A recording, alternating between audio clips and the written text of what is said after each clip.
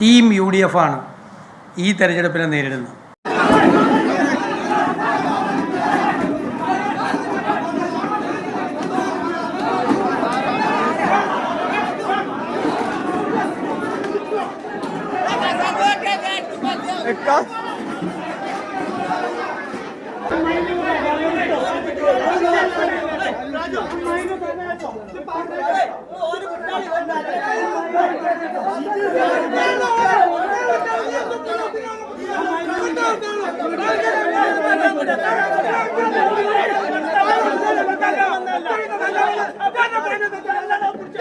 UDF ബഹുദൂരം മുന്നിലേക്ക് പോകും. പഞ്ചായത്തുകളും മുനിസിപ്പാലിറ്റിയും കോർപ്പറേഷനും പിടിക്കാനുള്ള തെരഞ്ഞെടുപ്പ് മാത്രമല്ല, സർക്കാരിനെ വിചാരണ ചെയ്യാനുള്ള ഒരു അവസരം കൂടിയായിട്ടാണ് ഞങ്ങൾ ഈ തെരഞ്ഞെടുപ്പിനെ കാണുന്നത്.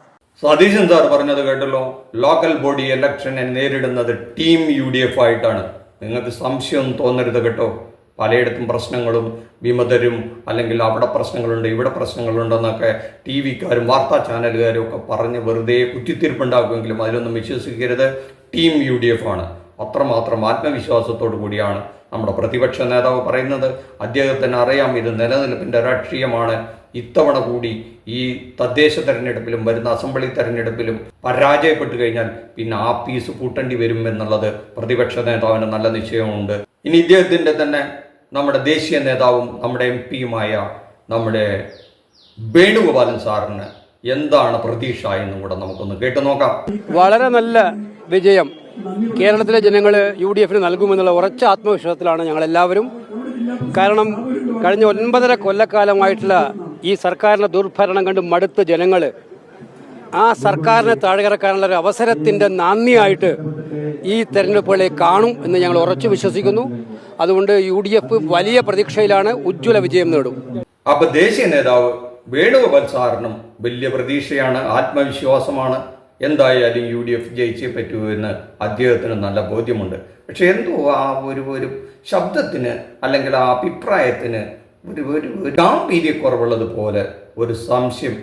ഇനി നമുക്ക് കേരളത്തിലെ മറ്റൊരു പ്രതിപക്ഷ കക്ഷിയായ BJP-ക്ക് എന്താണ് പറയാനുള്ളതെന്ന് കേൾക്കണ്ടേ. BJP-യുടെ സംസ്ഥാന പ്രസിഡന്റ് രാജീവ് ചന്ദ്രശേഖരൻ സാറിന്റെ പ്രതീക്ഷകൾ എന്താണെന്ന് നോക്കാം. 2036 കേരളം പിടിക്കുക എന്നാണ് അത്രേ RSSന്റെ ഒരു ദീർഘകാല ലക്ഷ്യം. അതിലേക്കുള്ള ഒരു ചവിട്ടുപടിയായിട്ടാണ് ഈ തദ്ദേശ തെരഞ്ഞെടുപ്പും ഉടനെ നടക്കാൻ പോകുന്ന അസംബ്ലി തെരഞ്ഞെടുപ്പും അവർ കാണുന്നത്. ഏതാനും കുറച്ച് പഞ്ചായത്തുകളും മുനിസിപ്പാലിറ്റികളും പിടിച്ചെടുക്കുക, പിന്നീട് കുറച്ച് അസംബ്ലി സീറ്റുകൾ ഈ വരുന്ന അസംബ്ലി തെരഞ്ഞെടുപ്പിൽ പിടിച്ചെടുക്കുക എന്നീ ലക്ഷ്യങ്ങളോടെ കളത്തിലിറങ്ങാനാണ് അവരുടെ തീരുമാനം. അത് ലക്ഷ്യം കാണും എന്നുള്ളത് തന്നെയാണ് അവരുടെ വലിയ പ്രതീക്ഷ. മുനിസിപ്പാലിറ്റി 2 എന്നുള്ളത് 2 അതിലധികവും ആക്കുക, പഞ്ചായത്തുകളെ ഇരട്ടിയാക്കുക തുടങ്ങിയ ഒരു വലിയ ലക്ഷ്യമാണ് അവരുടെ മുന്നിലുള്ളത്. അടിപടിയായി അവർ നേടിക്കൊണ്ടിരിക്കുന്നുണ്ട് എന്നുള്ളത് നമ്മൾ കാണാതെ പോകരുത്. 2 ലോകസഭാ സീറ്റിൽ നിന്നാണ് തുടർച്ചയായി 2 വട്ടം ഇന്ത്യ ഭരിക്കുന്ന പാർട്ടിയായി BJP-യും NDA-യും മാറിയിട്ടുള്ളത് എന്ന് കാണാതെ പോകരുത്. 9-ാം തീയതി ഡിസംബറും 11-ാം തീയതി ഡിസംബറാണ് 2 ഇലക്ഷൻ്റെ 2 ഭാഗങ്ങൾ. അനന്തപുരിൻ്റെ ഇലക്ഷൻ 9-ാം തീയതി ഡിസംബർ ആയിരിക്കും എന്നാണ് ഞാൻ മനസ്സിലാക്കുന്നത്. ഈ തദ്ദേശ തെരഞ്ഞെടുപ്പ് ഞങ്ങൾ കാണുന്നത് കേരളത്തിൻ്റെ രാഷ്ട്രീയ സംസ്കാരത്തിൽ ഒരു മാറ്റം കൊണ്ടുവരാൻ ഒരു ജനങ്ങൾക്ക് കിട്ടിയ ഒരു അവസരമാണ്.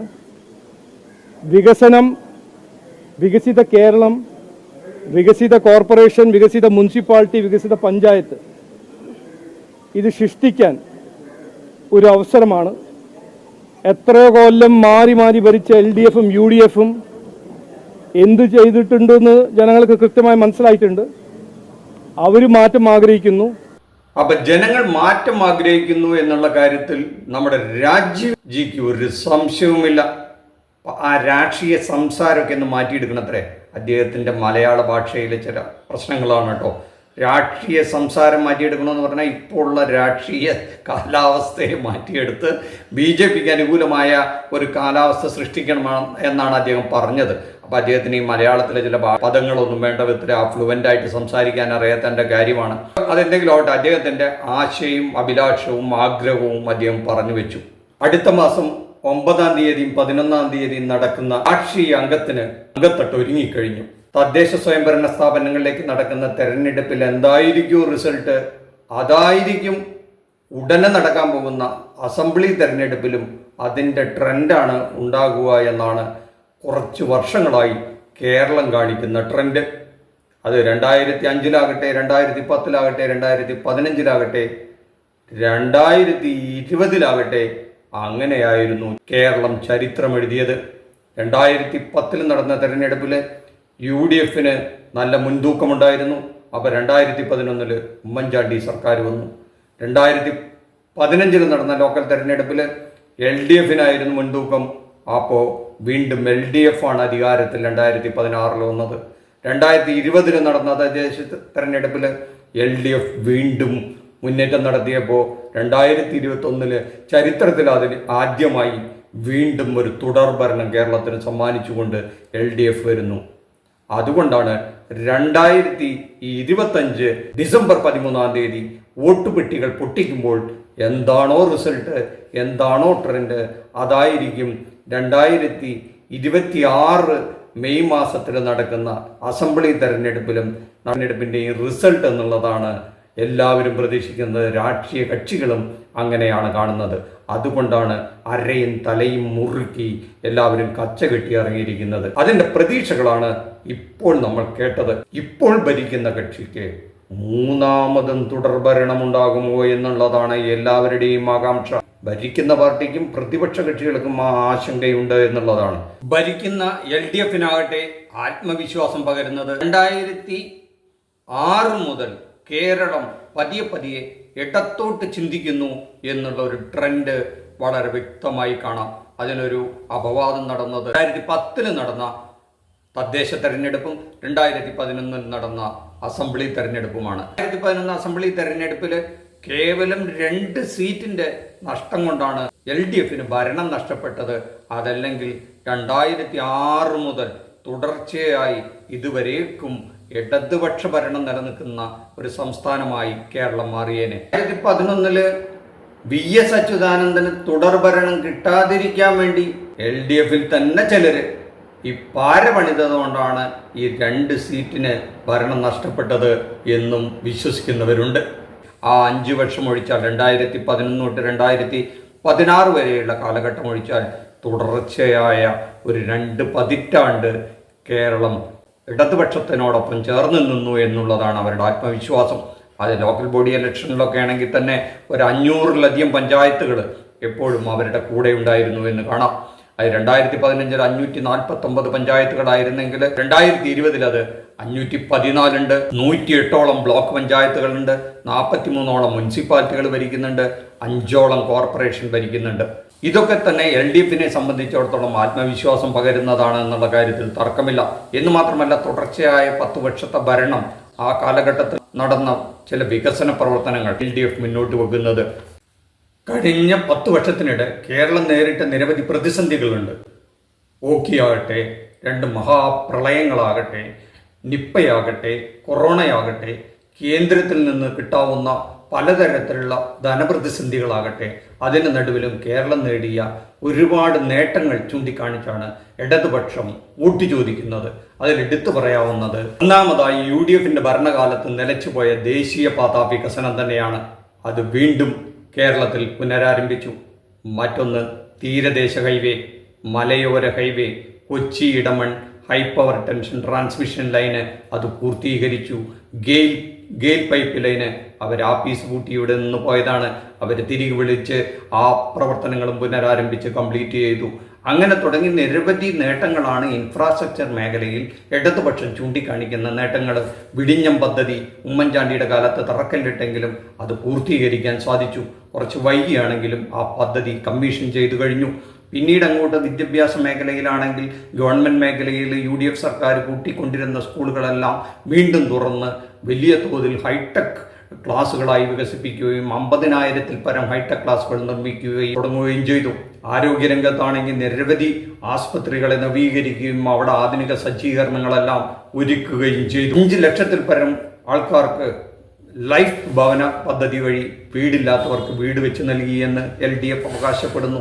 സാമൂഹ്യ സുരക്ഷാ പദ്ധതി എന്ന് പറഞ്ഞാൽ ഏതാണ്ട് 1.25 കൂടി ജനങ്ങളിലേക്ക് മാസം തോറും ഏതെങ്കിലും തരത്തിലുള്ള സർക്കാർ സഹായധനം എത്തുന്നു എന്നുള്ളതാണ്.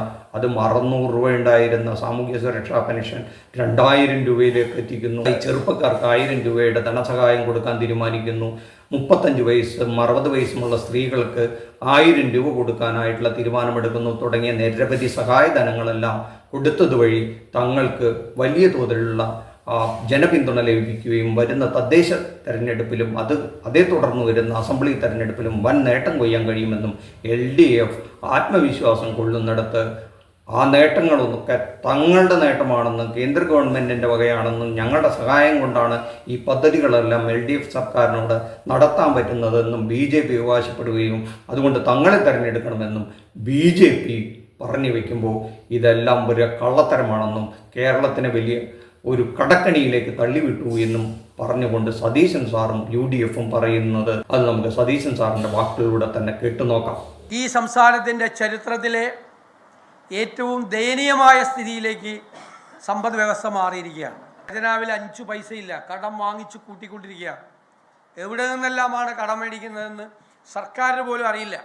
കഴിഞ്ഞ 10 മാസക്കാലമായി ഇന്ത്യയിൽ വിലക്കയറ്റത്തിൻ്റെ കാര്യത്തിൽ 1-ാം സ്ഥാനം കേരളത്തിലാണ്. മാർക്കറ്റിൽ ഇടപെട്ട് വില നിയന്ത്രിക്കാൻ ചെറുവിരൽ പോലും സർക്കാർ അനക്കുന്നില്ല. സപ്ലൈകോയ്ക്ക് കൊടുക്കാനുള്ളത് കോടികളാണ്, 2100 ചില്ലാൻ കോടിയാണ് സപ്ലൈകോയ്ക്ക് കൊടുക്കാനുള്ളത്. പണമില്ലാത്തത് കൊണ്ട് മാർക്കറ്റിൽ ഇടപെടാൻ പറ്റുന്നില്ല. മാർക്കറ്റിലെ വില താഴേക്ക് വരുന്നില്ല, ജനങ്ങൾ പൊറുതിമുട്ടുക. ഇന്ത്യയിൽ ഏറ്റവും കൂടുതൽ വിലക്കയറ്റമുള്ള 1-ാമത്തെ സംസ്ഥാനം കേരളമാണ്. ഞാൻ വെറും വാക്കല്ല പറയുന്നത്, സ്റ്റാറ്റിസ്റ്റിക്സ് ഡിപ്പാർട്ട്മെൻറ്റിൻ്റെ സെൻട്രൽ സ്റ്റാറ്റിസ്റ്റിക്സ് ഡിപ്പാർട്ട്മെൻറ്റിൻ്റെ കണക്കുകൾ ഉദ്ധരിച്ചുകൊണ്ടാണ് പറയുന്നത്. ഏറ്റവും കൂടുതൽ വിലക്കയറ്റമാണ്. ശബരിമലയിൽ നടന്ന സ്വർണ്ണക്കൊള്ള ഭക്തജനങ്ങളെ മാത്രമല്ല കേരളത്തെ മുഴുവൻ ഞെട്ടിച്ചിരിക്കുകയാണ്. ഹൈക്കോടതി വിധിയുടെ വിവിധ ഭാഗങ്ങൾ വായിച്ചാൽ അന്താരാഷ്ട്ര വിഗ്രഹമോഷണ സംഘവുമായി ബന്ധമുള്ള ആളുകളാണ് ശബരിമലയെ കൊള്ളയടിച്ചിരിക്കുന്നത്. ശബരിമല കൊള്ളയടിക്കുന്ന കാര്യത്തിൽ CPM നേതൃത്വത്തിനും പങ്കുണ്ട്. CPM എല്ലാം തീർച്ചയായിട്ടും ചർച്ചയാവും. കാർഷിക മേഖല മുഴുവൻ പ്രതിസന്ധിയിലാണ്. നെല്ല് സംഭരണം പരിതാപകരമായ അവസ്ഥയിലേക്ക് പോവുകയാണ്. കർഷകർ അധ്വാനിച്ച് മണ്ണിൽ പൊന്നു വിളയിച്ച് അവരുണ്ടാക്കിയ നെല്ല് പാടശേഖരങ്ങളിൽ മഴ കൊണ്ട് കിടക്കുകയാണ്.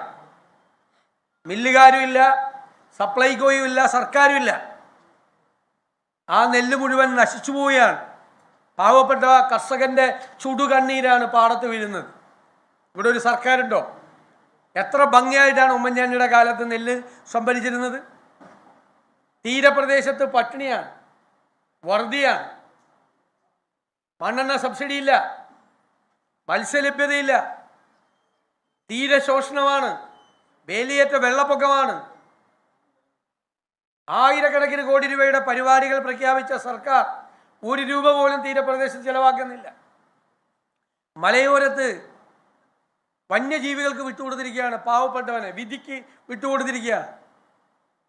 കേരളം മുഴുവൻ ലഹരി മരുന്ന് മാഫിയക്ക് കൊടുത്തിരിക്കുക. ലഹരി മരുന്നിൻ്റെ ഹബ്ബാക്കി കേരളത്തെ മാറ്റി.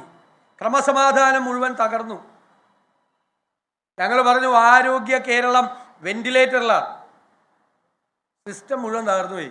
അപ്പോൾ സതീശൻ സാർ പറയുന്നത് നമ്മുടെ സിസ്റ്റം എല്ലാം മൊത്തത്തിൽ തകരാറിലായി, അല്ലെങ്കിൽ LDF തകരാറിലാക്കി എന്നുള്ളതാണ്.